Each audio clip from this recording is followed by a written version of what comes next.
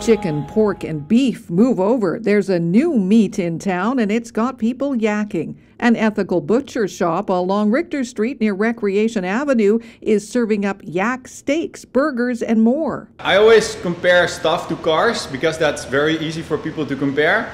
I would say if you never drove a Ferrari, this is your chance to drive one. It's extremely beefy, so it's not gamey, super flavorful. He sources all his meat as locally as possible, and that applies to this latest offering, which comes from Black Yak Cattle Company near Grindrod.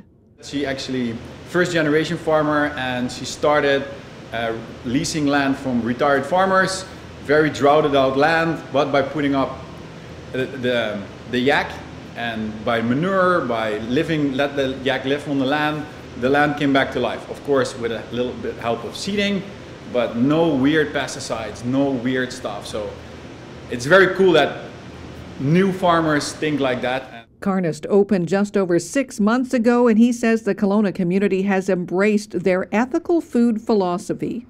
We moved here while my wife was pregnant like this, driving on the Coca-Cola, not knowing where we were going from Vancouver, and we popped into the cheese store next door, Percival and Young, and we had a chat, and they said, hey, there's a place popping up in our building. So we started talking with the landlord, which is an extremely cool lady.